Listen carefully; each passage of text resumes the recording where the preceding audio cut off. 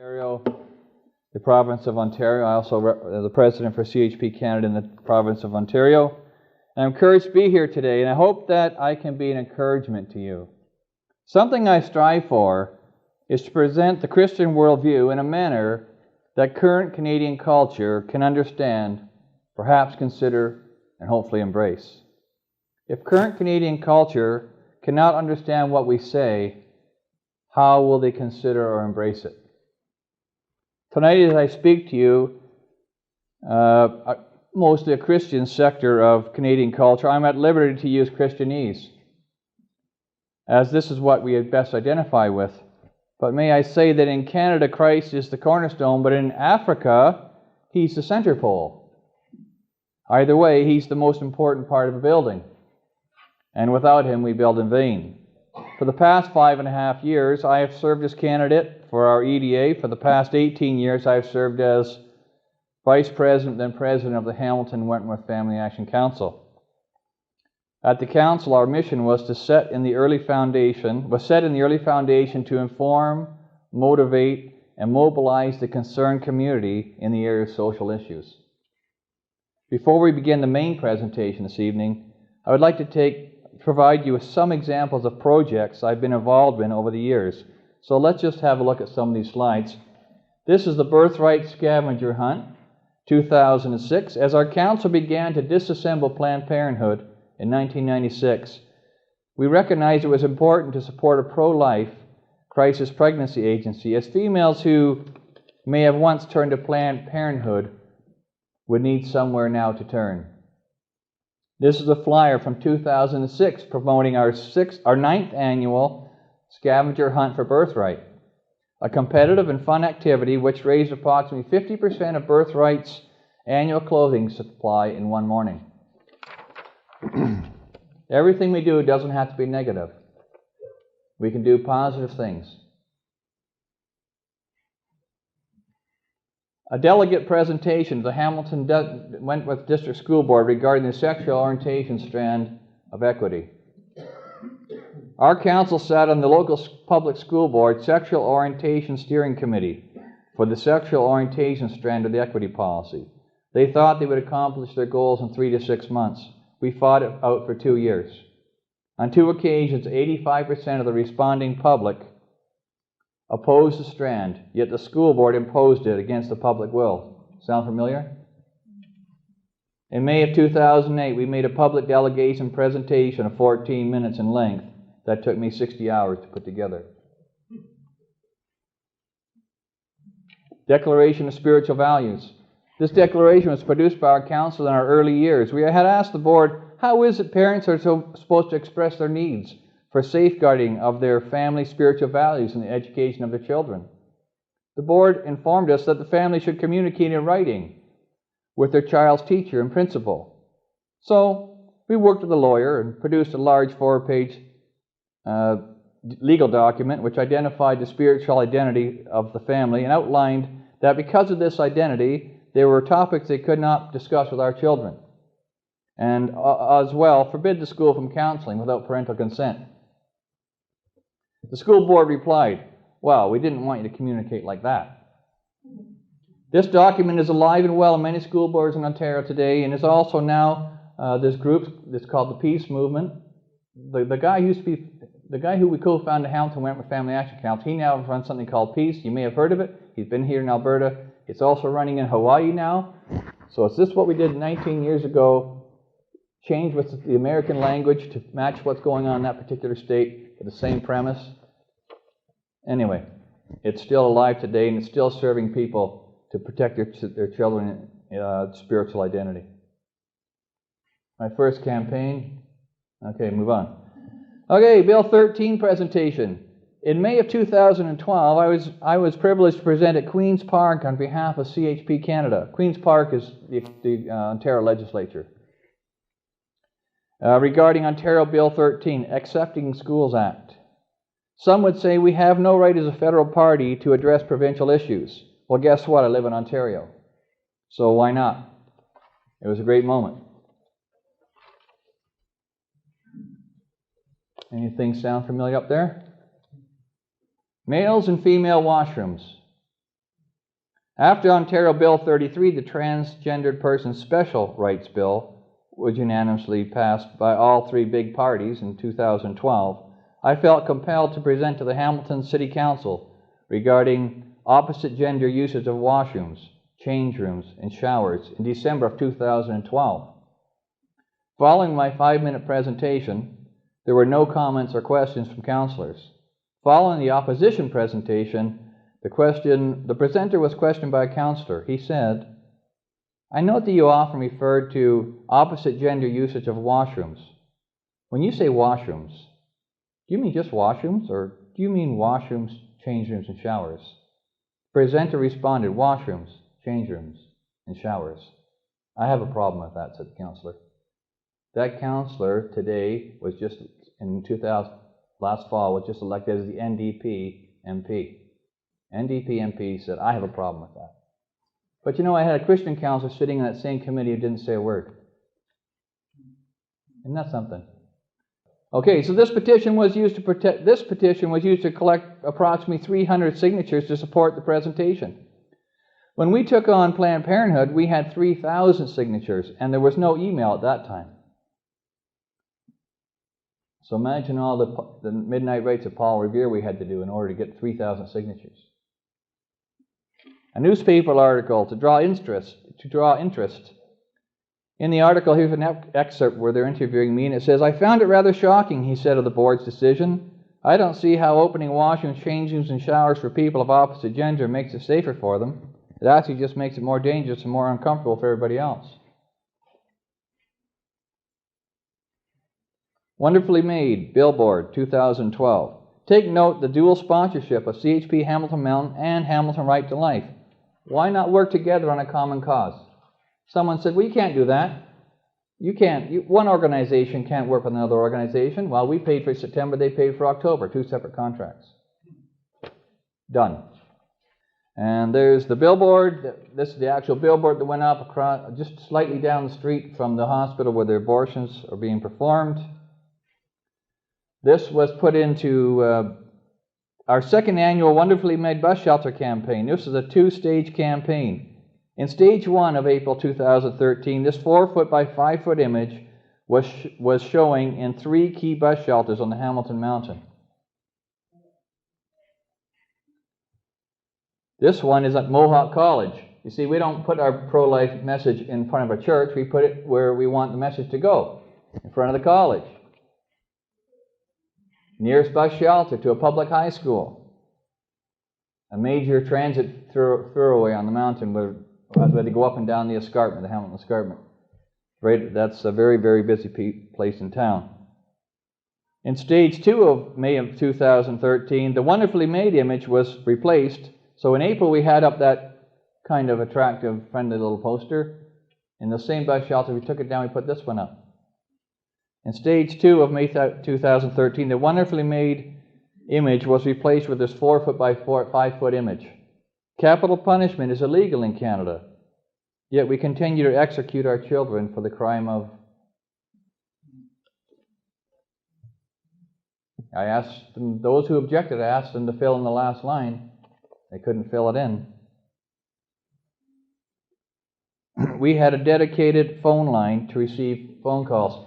We still have that line. That's a Magic Jack. That number there is a Magic Jack phone line. $70 a year. That's all it costs. And you got a year-round phone. It receives a message. Then it makes it a WMV, file of it, and emails it to me, and then I can answer it wherever I am. Great way if you're going to run an EDA or something like that to have a Magic Jack phone number or something similar. I'm not selling Magic Jack. I'm just telling you what we're using. I get no cuts on it. So there it is, right in front of Mohawk College. People say, "Well, that must have been bashed down. You know, they must have put rocks and bricks with that one." We've done 4 years of campaigns. We've never had any damage to any bus shelters, not until this point in time. And if they do, it's not my problem. I'm just renting. By the way, I'm going to give a little buzz here. Patterson's sign wouldn't work with us. This is Out Front Media. You see Out Front Media, they'll work with you. Okay, just so you know. Yeah, it used to be CBS Outdoors. Now they're called Out Front Media. You'll see some of the stuff around here. Pardon me? Yeah, I've seen some signs coming in, yep. Okay, so if you're looking for someone who's going to work with you, go to out front first. I don't get a cut, I'm telling you, they're good people. Even sometimes when they couldn't get someone to fill their bus shelter for the next month, they left us up and didn't charge us. They just kept leaving them up. Yep, wonderful. Okay, move it along. And there it is at the Upper Wellington. We stand in guard for thee. That's the very busy bus transit area. And this is faith in action. So not only did we put the bus shelters up, we also put 2,500 flyers out, hand-delivered them into the homes surrounding the bus shelters. So not only did you see that bus shelter every day for 28 days, you also got a personal flyer in your mailbox. And on the back is a message about various court rulings about abortion, and none of them have ever said that abortion is illegal. They've actually questioned if it's even beneficial. There's a couple of samples back there. If you want to have a look, I didn't bring enough for everybody to have, but you want to see what's on the back. So we like to educate people, and that's faith with action. Children need their father. Bus shelter and flyer campaign, June 2015. This image appeared in bus shelter locations. It was also printed in color on 2,000 flyers, along with a strong message about the impact of fatherlessness on children. So on the back, there's a couple of those you can look at. On the back is a message, the statistics around children who are fatherless. It's not good. Now, someone would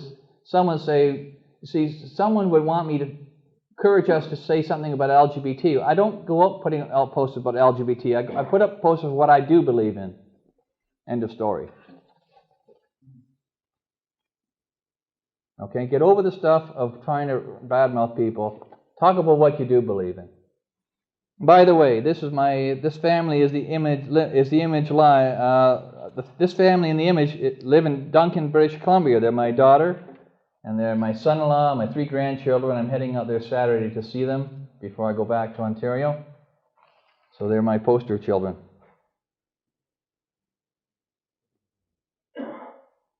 Luke was born today, but his life began 9 months ago. This 2015 spring campaign was posted in 4 bus shelters located in our EDA and 2,000 flyers. There's some samples back there. I got those you can take home. I don't have enough for everybody, but if you want to grab one, grab it. Lovely story on the back talking about how a child is developing in the woman, how he's feeling, if he can feel secure or not. Wouldn't it be nice if this child could feel secure? So it doesn't talk about ripping off his head and things like that. We have a different approach. We believe it's better to have someone read the whole message, get through it, and give some deep consideration to what we're saying. There's places for other brutal campaigns, but I don't think the public bus shelter is the place for it. University campus, so I don't have a problem with that. But that's just where I stand on that kind of thing. We try to get something that everybody can at least read and think about. So that's all the images. And all these images, by the way, if you were to form an EDA here in Edmonton, all these images are available to you. We would simply change the art. We change to match your EDA, and you just ask for it. We send it. You print it. Away you go. You're on the run. And so that's some of the projects we've done. It's not all of them, but that's just some of them. I want to move on to the main topic. What can happen at a table? So now we come to the main presentation. What can happen at a table? My intention tonight is to encourage and motivate you to seriously consider the benefits of contending for the Christian worldview in the public square, not only during election season, but also between elections. In 1996, I co-founded the Hamilton Wentworth Family Action Council. It was formed as a means by which we would address the then Hamilton Public School Board regarding a poisonous sex ed video series that they were using. It did not appear that we would be successful. After our first presentation to the board, where we requested that the series be banned, the trustees voted 13-3 against our request. However, we maintained our communication with the board and kept informing parents. Eventually, the board agreed to mark the video with a red dot, which meant sensitive, and that when it was to be shown, a school letter would have to be sent to each student's home advising the film content. To our knowledge, it was never shown again. I was listening to Dr. James Dobson on Focus of the Family one morning, many years ago. He responded to the question, why do Christians seem to have so little influence on public policy? You ever ask yourself that question? Maybe not those direct words, but How come what we say doesn't matter? How come no one listens to us? Here was his response. Christians are too quick to walk away from the table. If they don't win, they pick up their marbles, they cry foul, and they go home. Is it true? I think in many cases it's true. If you ever have an opportunity to participate at a public table, don't expect to win on round one, as you probably won't. But don't leave the table. Come back for round 2 and round 3 and round 4 and so on. By 1997, we had learned much about the destructive safe-sex approach which was being used to instruct children in public school, at public health clinics, and at Planned Parenthood, and we didn't approve. We assembled 20 citizens and presented them a package about Planned Parenthood operations in Hamilton. The most significant part of the package was a comparison table, which compared Planned Parenthood services to those of Birthright. At this time, Planned Parenthood was receiving about $450,000 of our local taxes. Birthright was receiving $0. After reviewing the comparison table, it was obvious that Planned Parenthood was doing $0 for expectant parents and parents of newborns, while Birthright was doing much. Essentially, all Planned Parenthood was doing was preparing the children to have sex, then selling them the tools and providing the abortion referrals and selling them medications to deal with the sexual diseases. It's big business to create a void you can never fill. The 20 citizens were then to go in teams of 2 to meet with the counselor of their ward and give them the same presentation that we gave them. So they did. It was reported back to us that many of the counselors would review the comparison table and remark, just what does Planned Parenthood do for parents? After my meeting with my counselor, he thanked me and then walked out of the room, but then came back. He then thanked me for the research and the solid evidence he had received. He said that many Christians want counselors to take their side in a public meeting, but they're not willing to do the research and provide the evidence. Our city councilors, MPPs, MPs are not experts in every area of public governance and cannot be.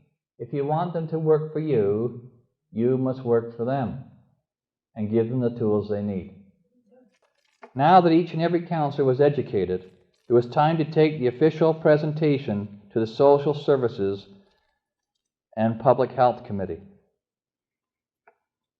By pre-educating counselors, we had set the table before we ever got there. We knew the vote before we went into the room. People, that's the way it really works. Counselors don't make up their mind at the meeting. They've made up their mind days or weeks before. If you think you're going to go and hold up a sign and change their mind, I don't think so. We counted the counselors on our side before we had the meeting. Then we asked for a presentation. Isn't that sneaky? That's the world. That's the world we live in.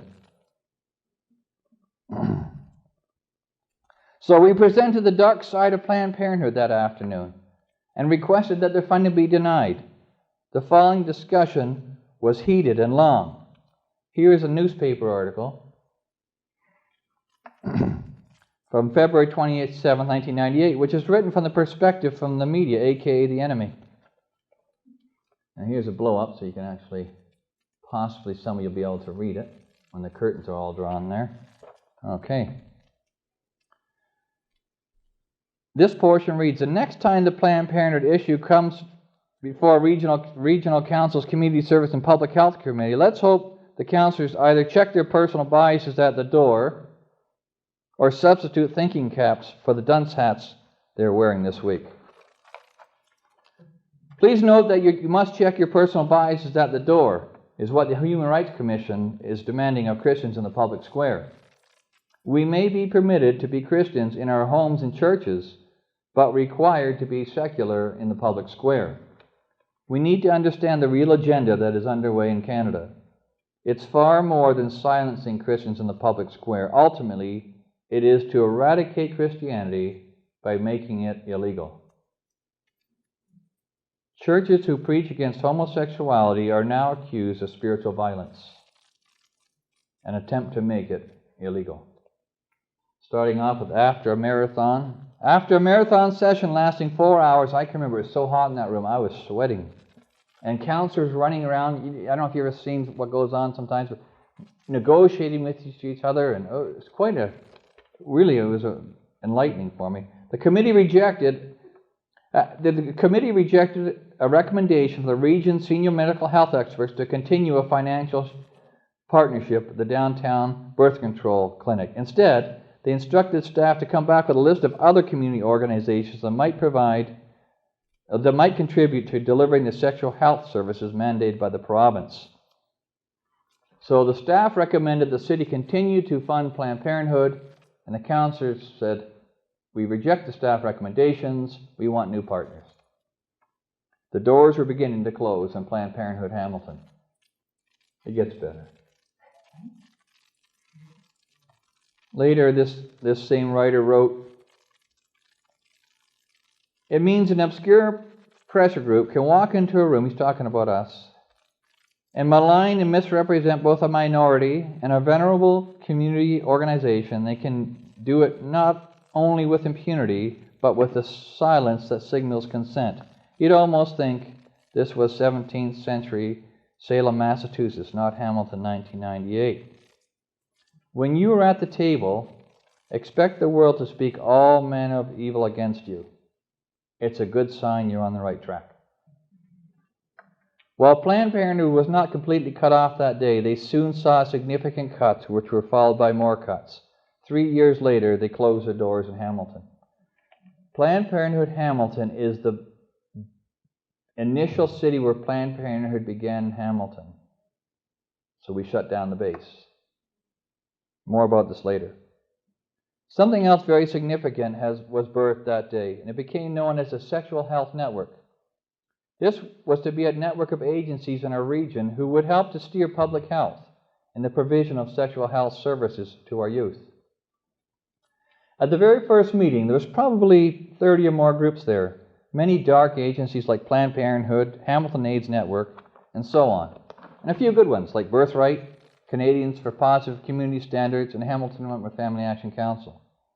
The good people worked hard and spoke boldly to establish the mission of the network, which to this day remains as postponing sexual activity in adolescence. And imagine public health using their dollars to postpone sexual activity in adolescence. They were putting themselves out of work.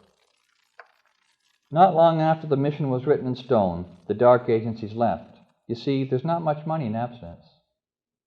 All that remained, providing direction to public health, were the three great groups I mentioned earlier, and another great agency called Ideas. Our council representative, Lynn Shimei, inquired of public health as to why Planned Parenthood no longer came to the meetings. The answer? Planned Parenthood felt bullied and intimidated, so would no longer attend. Sad, eh? I thank God for people like Lynn and others who dare to bully and intimidate the darkness of this world. At that time, Lynn was intimidating darkness. She was 64 years old. Today she's 82, and she's still kicking up a storm. And she's still part of that sexual health network at 82 years old. From the mission of postponing sexual activity in adolescence came the Worth the Wait campaign. If you were to drive around Hamilton today, you would see the sex is a choice post on the back of buses, bus shelters, billboards across Hamilton. They are everywhere. They say that sex is a choice and tell the reader to speak to a trusted adult about this. Also on the poster is the Worth the Wait logo. In this slide, you see it currently posted on the boards of a public hockey arena. That's just down in beside the net. We're sending the message to the hockey players. And we're using public dollars to do it. Wow. 13 years after the inception of the campaign, it remains live and well. 18 years after our presentation at City Hall. If we had not presented in 1998, this campaign would not be alive today. The Bible tells us the gates of hell shall not prevail against the church. However, if you want to knock down the gates of hell, you must push on them. Sometimes fighting darkness involves pushing darkness back. One small candle pushes back much darkness. We've had many victories over our 19 years, and I will mention some of them briefly near the end of this presentation. We gave and we give God the glory for each and every victory. For everything we did, we bathed in prayer, being careful not to run ahead of Him, but never fearing to step out when He allowed the doors to open. Imagine what would not have happened if we had quit after losing 13-3 at our first presentation. If we had just said no fair, why should we try anymore? What if we had walked away from the table? I have many favorite Bible accounts, and one of them is the rebuilding of Jerusalem's fallen walls and gates under the leadership of Nehemiah. At this point in time, the Jews had been defeated and captured and were living in captivity for some time. Jerusalem laid in ruins. The walls of Jerusalem were broken down, the gates were burned. In many ways, Jerusalem sounds like Canada. The wall of Christian heritage is broken down, the gates of spiritual truths and principles are burned. There are 4 observations about Nehemiah which made him an effective godly leader. Number 1, Nehemiah used compassion as a springboard of obedience to God's will. It was Nehemiah's brokenness over his compassion for Jerusalem that drove him forward. Try to make an angry public presentation and see how far you will proceed. Initially, often it is anger over evil public policy which fires us up. But if we must ask the Holy Spirit to convert that energy of anger to compassion if we wish to move forward. It's of utmost importance we recognize that the world is looking for an opportunity to shoot down a Christian worldview presentation, so perception is everything. Be sensitive to how you may be perceived. Number 2 about Nehemiah. Nehemiah recognized that cooperation with others is often required to carry out God's will. Imagine if Nehemiah had determined that he would just do it himself. He didn't need any help. Getting others to help would just be more effort than it was worth. Try not to be a do-it-myself person, while at the same time be cautious of who you invite to help. You want people who are like-minded and work well with others. Number 3, confidence results from fervent prayer and application of God's Word. I was listening to a radio preacher one day who presented another powerful point that has stuck with me. He said, "If you hope to succeed under seemingly tough circumstances, you must learn to look beyond the obvious." This is going to take a lot of work. Yeah, that's obvious. What if no one helps? What if we can't find the right sound system? What if we run out of money? What if someone is offended? What if my church friends say that Christians have no place in public affairs? Thankfully, that never happens. What if my Christian buddies tell me that CHP is a wasted vote? What if the Toronto Blue Jays are playing that afternoon? I remember there were those who would say to me, "You can't fight City Hall." And I've been told the school board won't listen. And I have people that say, "Well, what will you do if this happens? And how you respond if this is said?" That's all the obvious stuff. Get ready for it. That's just obvious. You see, anyone can find a difficulty. But the Nehemiahs of this day are already far past the what-ifs. They have a vision beyond the mountain. They have told the mountain how big their God is. They've already envisioned the end result. They've picked up the tools, and they've begun the work.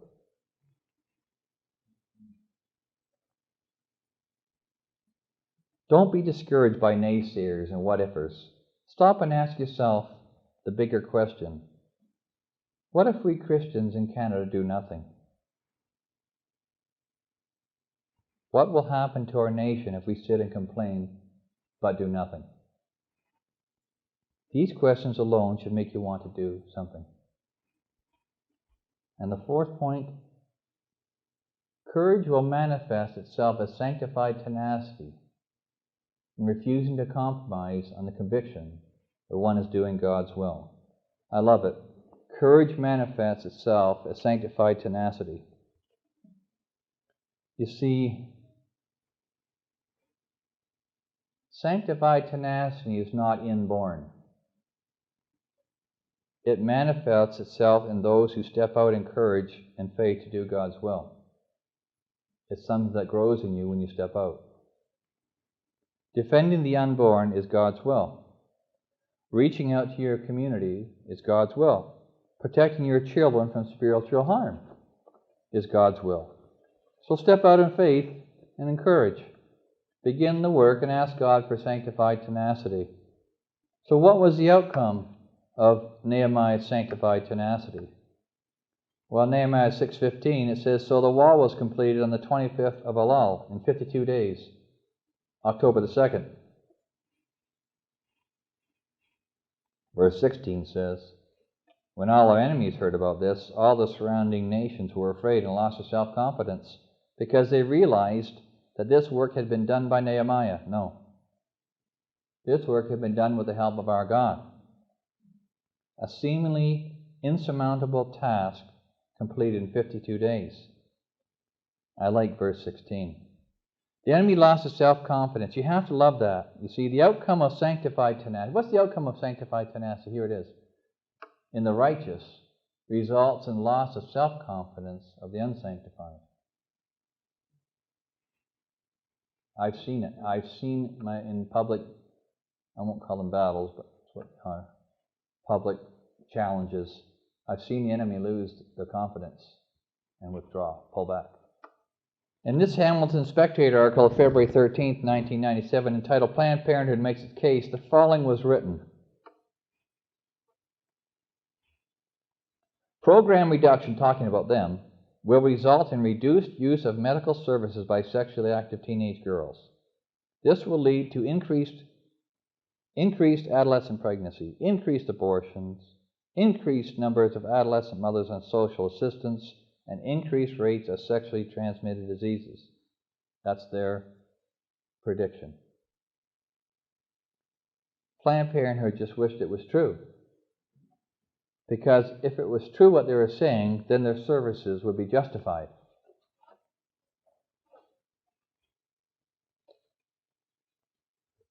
"15 to 19-year-old pregnancies, 1986 to 1997. I'll explain it to you in a minute. This graph was prepared by our council using Ontario Ministry of Health data. It begins in 1986, which was the year that the province of Ontario embarked on a province-wide public health effort to reduce 15 to 19-year-old pregnancies using the safe sex approach, which was based on the idea that these youth would be sexually active anyway, so why not teach them how to do it safely? It's kind of like the new safe gambling concepts that's bringing up now. Not only did students receive foolish instruction, they were also provided tools to be sexually active. This effort was largely led by Planned Parenthood, the experts in sexual health. So on this graph, I'll very quickly explain it to you. 1986, they got this bright idea that, hey, we want to get our kids even have less pregnancies, so we're going to teach them all about safe sex. 1981, it's 41.1. By 1996, it's 51.3. So in 15 years, it climbs by 25%.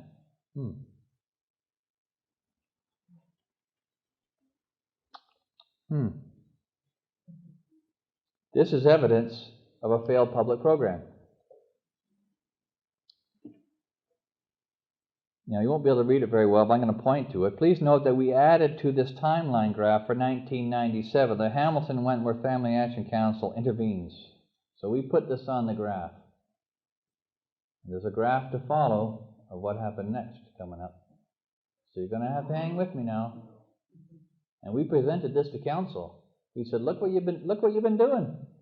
Look at the money's been going. Follow the money. Follow the results. We're stepping in right here. Now follow us. Let's see what happens. We put our name on the line. Next to prayer and submission to the Spirit of God, The most effective item I found in demolishing public foolishness is being strongly backed in evidence that proves the failure of foolish social engineering. Evidence from the world of those doing the damage that proves their efforts to be foolishness. If I had simply stood and only presented a Bible verse to Hamilton Council and not provided any hard evidence that God's Word is true, how far do you think they would have proceeded to follow the lead of our council?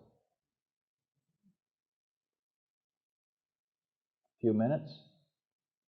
A few seconds? Get out of my face? Get out of this room? Probably, right? I work very hard at finding evidence from the world to demolish their own arguments. Remember, our public presentation, for the most part, are to those who do not recognize that God even exists. Or that if He does, He has no place in public governance. For me to present literal Scripture to the world without the evidence of its truth is ineffective, because it will be dismissed as outright as religion and personal bias without evidence. How many people think that's true? That's what would be said of you. If you came with Bible verses and that's all you had to say, you're dismissed. Thank you for your time. When it comes to public policy and public money, the claim is always that decisions are evidence-based, so I use evidence to show their failures. What is actually happening is this. I know God's boundaries for healthy and prosperous living to be true, so I seek to promote this truth not by quoting a verse of Scripture only, rather by showing the evidence that proves His Word to be true. Demolish every argument and pretension that sets itself up against the knowledge of God. How? By showing that the world's thinking to be failed and the knowledge of God to be true. I'm not preaching to the world about my religiosity. Rather, I'm showing them the truth of God's plan, the truth of the Christian worldview, and hoping they too will embrace it because the evidence proves it to be true. People believe things, even if it's not true, they believe things because they believe it to be true, even if it's false. But if I can show them something and show it's true, they'll believe it. Personal evangelism is paramount in the saving of mankind's soul for eternity. It's obvious the most important task we can undertake for the eternal soul of mankind. However, engaging the public to understand, perhaps consider and hopefully embrace the Christian worldview is also important for a better life in society here on earth. This is where I found myself for the last 19 years. We put our name on the timeline before we had access to what would happen in the following years. There's about a 3 to 5 year delay on statistics. We put our name there, but we had to wait for the statistics. Actually, I had to go to the Privacy Commission, take the Ministry of Health to the Privacy Commission. That took me 3 years because they wouldn't mind giving me the data. I got a folder that thick of letters and applications, appeals. So I finally went there by myself. There I sat. There sat the Ministry of Health, Ontario. And the trial lawyer turns around and says to the Ministry of Health, give that data to Mr. Enos and give it to him today. There you go. I'm not bragging about myself. Don't think about that. I'm talking about tenacity and staying with it and praying about it and asking God to help you. That's what I'm talking. It's not about me. I don't want to get that point of view across at all. So, we put our name on the timeline, and before we had access to what would happen the years following our intervention, we presented to Hamilton Council. Here we go. That's where you, wrong button, back it up. Don't anybody leave. Okay, here we go. That's where I last left off. Woo! What happened? What happened? By the end of 1999, attendance by teens at the public health and Planned Parenthood clinics, the attendance of kids attending those clinics declined by 57%. Kids were not going to those clinics anymore. They had to give us all the data of all their attendance by council. Give it all to them. They're watching you. Well, I want to see it all handed over to them. Well, according to Planned Parenthood, they predicted that. They said the attendance would go down. But what else did they say? They also said that the pregnancy rates would go up. However, During the same period of time, that when attendance was down by 57%, in that same 2 years, the 15 to 19-year-old pregnancy rates fell steeply by 22.4%, followed by a further drop in 2000 to 37.3 per thousand, a full 27.3% decline in just 3 years, and the lowest pregnancy rate for 15 to 19-year-olds on record for Hamilton to that point in time. God's ways are the best, and there's the evidence. Who can deny it? And you know what else happened? We saw a 27.3% decline in abortions, didn't we? Because they weren't pregnant. Think about it. This, using the world's evidence, proved that the less our children see Planned Parenthood-like counseling, often taught in our schools and public health clinics, the better they fare. Parents are the most significant means of teenage pregnancy prevention. As I near the end of this presentation, I want to share with you 4 other significant events that the Lord has allowed me to experience following the defeat of Planned Parenthood Hamilton and the record low teen pregnancy rate. Some other significant events. In 2000, the Public School Board, in conjunction with Public Health, produced a sex ed curriculum for grades 5 through 8, which it parents were very upset, and they made their views known in various ways. One very successful method of bringing pressure on the board was organized by our council, and we explained it at a meeting that we had called for parents. Approximately 80 parents attended. As we pointed out some of the concerns with the curriculum, parents were growing very, very angry. Been very angry about sex ed lately? We asked a simple question. If you could affect change regarding the curriculum and you could do it in 25 minutes, would you do it? Of course. Most said they would do it. But then they wanted to know what it was they were supposed to do. So we provided them with the phone number of the Director of Education and asked them to call him on Monday morning and leave a message approximately 2.5 minutes long on his voicemail. And then call and leave the same message that afternoon. Do this every day for 5 days until you get a personal return call from the director. 5 days at 5 minutes, 25 minutes to bring positive change. Would you do it? 25 minutes to change a curriculum from bad to good? Sure you would. Did it work? I began the charge on Sunday evening. You have to forgive me, I picked up a phone on Sunday. Leaving a long message with the director forewarning him of what was coming. 65 people of the 80 agreed to be phone soldiers and make the calls.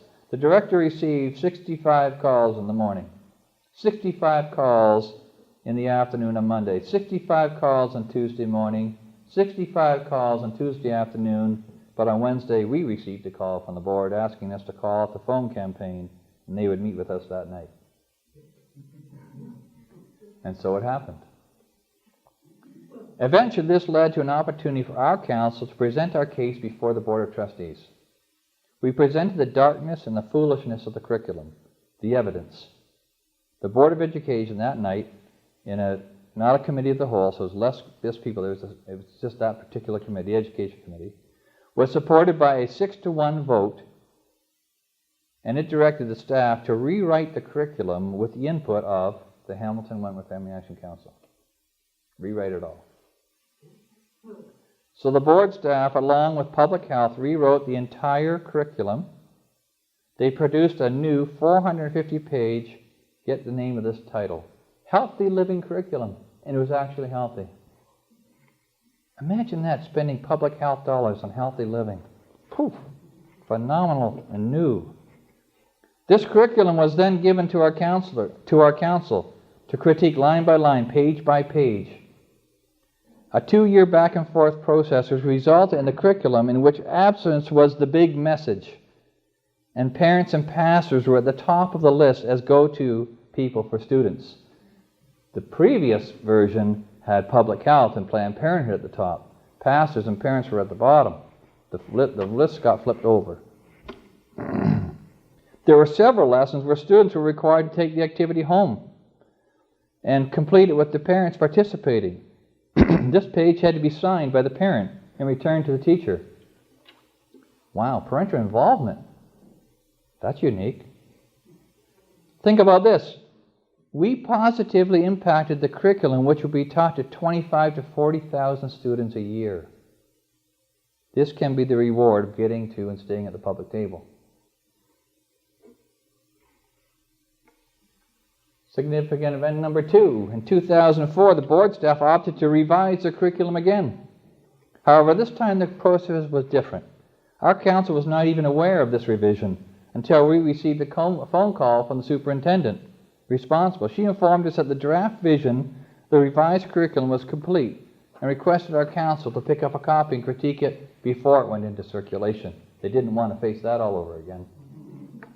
Our council's heavy into, and we did it all over again, and it was worth every minute. Sorry, backing up. Council intervention. Where are we here? Yep. Good. Our council's intervention into Planned Parenthood, public health, and public school sex education program led us to discover that the national age of consent for sexual activity and consent was 14 at the time. Anybody remember when it used to be 14? Yep, it used to be 14.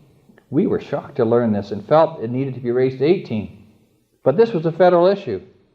How could we achieve this without a nationwide effort? We expressed our wishes to Canada Family Action Coalition, which started right here in Edmonton. Roy Byer and Peter Stock were the original founders of Canada Family Action Coalition. Now it's called Canada Family Action. It runs out of BC, but nonetheless, it was Brian Rushelt for a number of years. I'm sure you all know him. Great guy. So we expressed our wishes with Canada Family Action Coalition, and they agreed to make this a national campaign. Brochures with tear-up postcards were mass-produced, and in Hamilton we set up tables in 4 shopping malls, educating passers-by and collecting signed postcards. Notice we didn't set up our tables in churches. We went to the public. Do you know when you do something like this, you're helping the entire community? You're not just helping your church. Parents don't want their kids sexually active, whether they're Christians or not. So when you do a service like this, you're serving everybody. And that's good news. We're being salt and light to the entire community.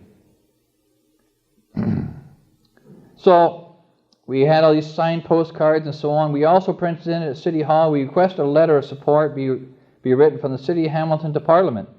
Believe it or not, there was an opponent to raising the age of consent. Public Health put it in writing. They put in writing that they could better protect the youth than could raise the age of consent. Well, anyway, this effort was repeated in other municipalities, and several municipalities across Canada wrote letters to Parliament supporting the campaign. In 2006, the age of consent for sexual activity was raised from 14 to 16. Not the 18 we set out for, but certainly better than we had prior. Do you know if still at 14, we'd have legal 14-year-old prostitutes right now? Parents couldn't intervene?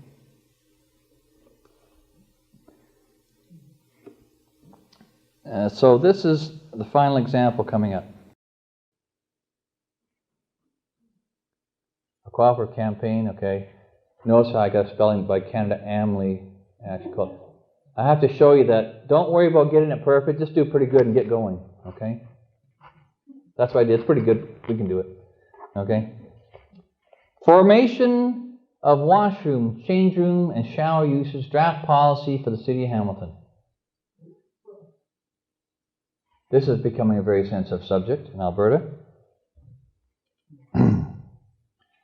During my presentation, I described a little bit about a City Hall presentation regarding opposite gender washroom, change room, and shower facility usage, and how one counselor provided comment. What happened next?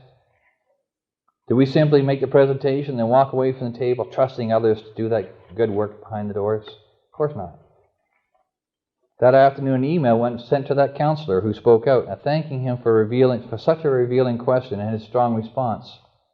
This email was copied to a second counselor, whom we have quietly connected with for our entire council history. We requested a meeting with the two councillors to put the policy wheels in motion. Once again, we were beginning to set the table quietly behind the doors. This led to 5 meetings with city management and a quiet councillor, which took place over the following year. Over that year, management shared with us a draft guideline directive for rec center staff as to how to deal with such sensitive issues when people claiming to be transgendered are attempting to use opposite gender facilities. Their draft document was very weak. The draft document was very weak and contained only parts of the Human Rights Code which seemed to support opposite gender usage of the washrooms and changes to showers. So we said little at the meeting to object. Rather, we requested permission to make some recommendations for the document for their consideration. You see, what we could have done is this. What, are you wacky? This is stupid. We could have acted like that at the meeting. But we said, oh, thank you for the draft document. Do you mind if we take it home and make a few comments? You see the difference? If you want to participate, be reasonable. It's hard. You have to swallow it sometimes, but be reasonable. Sure, take it home.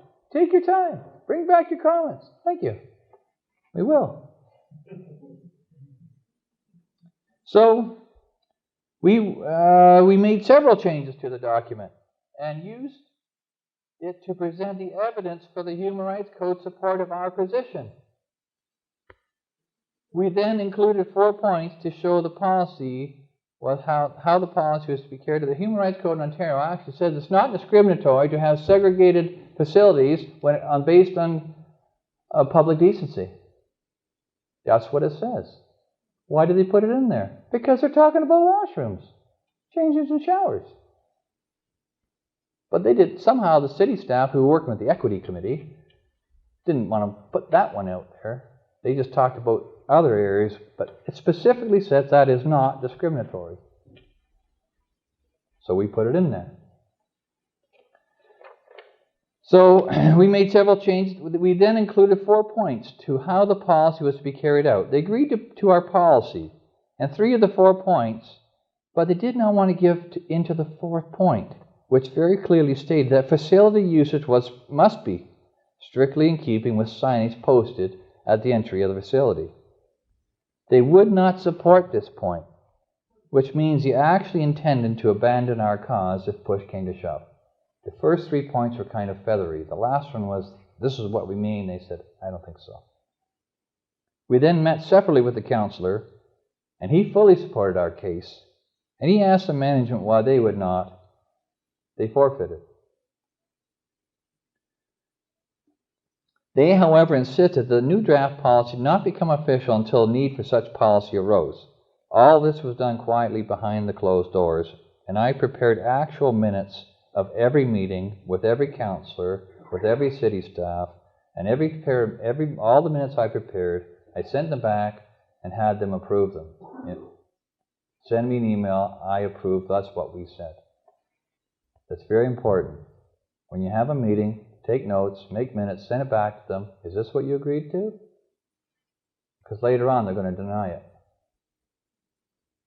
But when you have an email saying, yep, that's what I said, not a nice guy, am I? The need for policy has arisen, and we are now pursuing the official approval of this certain policy. So what's been happening in the last 2 to 3, let's see, so that was 2012. Since 2012, very occasionally, I'd see an article in the newspaper that would talk about, for instance, a man was arrested for flashing children in a mall and charged with voyeurism. So I wrote to the mayor and I copied all the city councillors and about 600 people in Hamilton. And I just said, look at that. They arrested a man for pulling down his pants in public. But somehow you want us to think that it's progressive for a man to shower with my daughter. Like, how does that work? Why is it illegal to flash people, but my daughter's phobic because she won't shower with a man. How does that work? And so, over the last 3 years, when something... I'm not being a smarty pants. I'm asking a very smart question, I think. A reasonable question. Why is he arrested, but she's got the problem when he gets in the shower with her? Why is that okay? So I think I sent 3 or 4 of them when different examples came up. I just kept it in front of them, and we had an election. Counselors changed, right? So I keep it in front of them. And finally I got an email, probably about 3 months ago, from the mayor's office. Mr. Enos, we appreciate your concerns and your comments. However, we have to meet the Human Rights Code. I've already explained it to them. You don't need to meet that. It's not there. And then, anyway, I need to get to the end of this. We're fighting it now. I had some very interesting email responses. I post them on Facebook. I Twitter them. I send them out to 600 people. Just before I came here on Friday, I came here Sunday. On Friday, I sent out, maybe Saturday morning, an email to about 300 people right in direct Hamilton area. I said, here's what the mayor's saying. He's saying, yeah, men can shower with girls. What's the problem? I didn't say that. What I do, I actually took text out of their email and put it in. And I sent it out and said, if you really care, the very least you can do is call the mayor. Here's his phone number. And then I left town. But I was leaving. I'm going to continue when I go back. But I got a posting on my Facebook, CHP Hamilton Mountain Facebook, from the mayor's office, posting on my Facebook. There's a feeding of misinformation going on. If you want the real story, call the office. Great. Because all they've been doing is posting their own emails. So we're going to see what happens. I'm not promising we're going to win, okay? But I'm promising, I like what Ronald Reagan once said. If you can't make them see the light, at least make them feel the heat. Okay? So what does all this I've said tonight have to do with you as an EDA? If you were going to form an EDA for the Christian Heritage Party, assuming somebody in this room has that interest, what does that have to do with you? I have a purpose in being here. It's because I believe that the Christian Heritage Party of Canada exists for a purpose greater than simply placing a candidate in an election every 3 to 4 years. Perhaps 40 or 50 years ago, a party like CHP Canada was less important than it is today. 40 or 50 years ago, God's standards were pretty much the accepted basis of law and governance. I remember my grade 1 teacher, public school teacher, reading the children's Bible to the class each morning, and the school day beginning with the Lord's Prayer. I remember 30 years ago when children were removed from homes of homosexuals, and sodomy was against the law, and it should be. So the need for a party like CHP Canada was less apparent as God's supremacy reigned in Canadian governance. Today, this is no longer the case. Christian principles are eliminated from Canadian law at a rapid rate. CHP Canada as a political party, I believe, must become active in contending for the Christian worldview year-round, not just during election periods. As EDAs, we have an opportunity, the opportunity to contend for the Christian worldview locally, not just federally. We are tax-paying citizens of our towns and our cities, and we have an equal opportunity to participate in the formation of local policy and governance as well as provincial and federal. I believe that we not only have the right, but also the responsibility to contend for the Christian worldview in the public square and at the public table.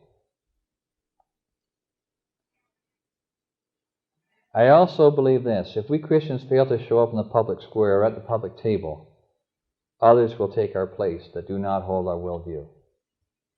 This concerns me deeply, and should concern all of us.